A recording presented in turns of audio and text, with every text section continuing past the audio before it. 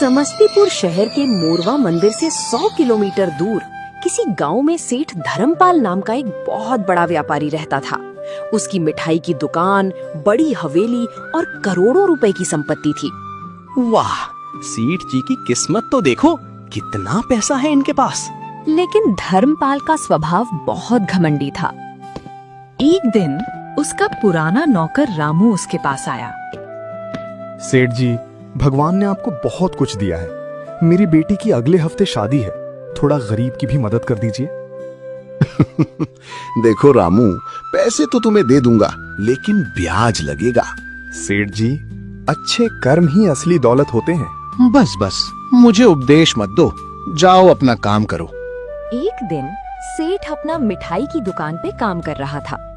अगर कोई 1 किलो मिठाई खरीदता तो सेठ चालाकी से थोड़ा कम तौल देता था।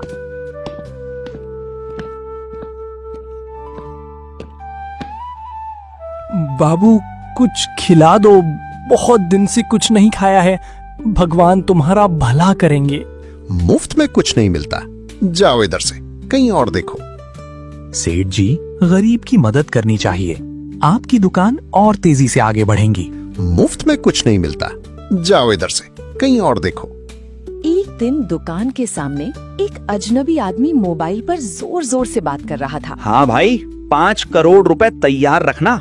सेठ ध्यान से सुनने लगा। आलू डालो और सोना निकालो वाली मशीन मिल गई है। सेठ की आंखें चमक उठीं। रात भर सेठ को नींद नहीं आई। अगर ये मशीन मेरे पास आ जाए तो मैं अरबपति बन जाऊंगा। अगले दिन वो आदमी फिर सेठ के दुकान के पास आया। भाई साहब, वो मशीन मुझे बेच दीजिए। नहीं, ये बहुत खास मशीन है। जो कीमत मांगोगे दूंगा। 5 करोड़ रुपए मंजूर है। 5 करोड़ रुपए जुटाने के लिए सेठ ने अपनी बचत निकाली, कुछ जमीन भी बेच दी। सेठ जी, बिना जांच किए इतना बड़ा सौदा मत कीजिए। तुम क्या जानो, मैं जल्द ही और अमीर बन जाऊंगा। लो सेठ जी, आपकी सोना बनाने वाली मशीन। सेठ खुशी से झूम उठा। अब मैं दुनिया का सबसे अमीर आदमी बनूंगा। अगले दिन उसने मशीन में 1 बोरी आलू डाली। मशीन घूमने लगी, घर घर घर, लेकिन बाहर निकले केवल कटे हुए आलू। अरे, सोना कहाँ है? सेठ ने कई बार कोशिश की, लेकिन हर बार सिर्फ आलू ही निकले। वो अजनबी को ढूंढने गया और फोन भी किया, लेकिन उसका फोन बंद था। 5 करोड़ रुपए डूब चुके थे। कर्ज बढ़ने लगा, ग्राहक भी कम होने लगे। बैंक अधिकारी, अगर कर्ज नहीं चुकाया तो संपत्ति जब्त कर ली जाएगी।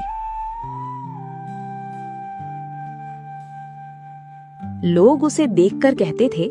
कुछ महीनों बाद बैंक ने दुकान, हवेली और गाड़ियां जब्त कर लीं। मेरे साथ ये क्या हो गया? एक दिन भूखा सेठ मंदिर के बाहर बैठा था। तभी रामू आया। सेठ जी, खाना खा लीजिए। मैंने तुम्हारे साथ अच्छा व्यवहार नहीं किया था, फिर भी तुम मेरी मदद कर रहे हो। अच्छे कर्म कभी बेकार नहीं जाते। लालच इंसान को बर्बाद कर देता है, जबकि ईमानदारी उसे सम्मान दिलाता है।